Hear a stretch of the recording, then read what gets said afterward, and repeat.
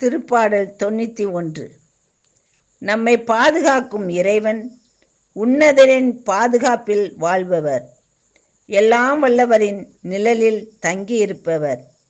ஆண்டவரை நோக்கி, நீரே என் புகலிடம், என் அரண், நான் நம்பியிருக்கும் இறைவன் என்று உரைப்பார். ஏனெனில் ஆண்டவர் உம்மை வேடரின் கண்ணியினின்றும் கொன்றளிக்கும் கொள்ளை நோயினின்றும் தப்பிவிப்பார். அவர் தம் சிறகுகளால் உம்மை அரவணைப்பார். அவர் தம் இறக்கைகளின் கீழ் நீர் புகலிடம் காண்பீர். அவரது உண்மையே கேடயமும் கவசமும் ஆகும். இரவின் திகிலுக்கும் பகலில் பாய்ந்து வரும் அம்புக்கும் நீர் அஞ்ச மாட்டீர். இருளில் உலவும் கொள்ளை நோய்க்கும் நண்பகலில் தாக்கும் கொடிய வாதைக்கும் நீர் அஞ்ச மாட்டீர்.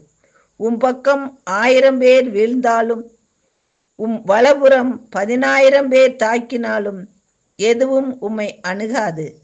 பொல்லாருக்கு கிடைக்கும் தண்டனையை நீரே பார்ப்பீர், உம் கண்ணாலேயே நீர் காண்பீர்.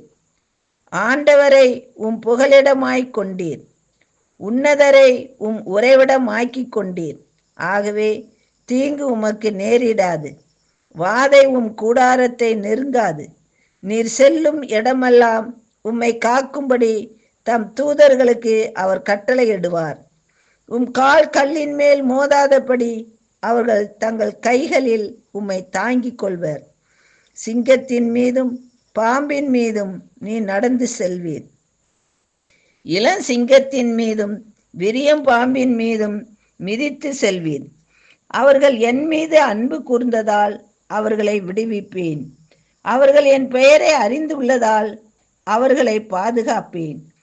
அவர்கள் என்னை நோக்கி மன்றாடும் போது அவர்களுக்கு பதில் அளிப்பேன்.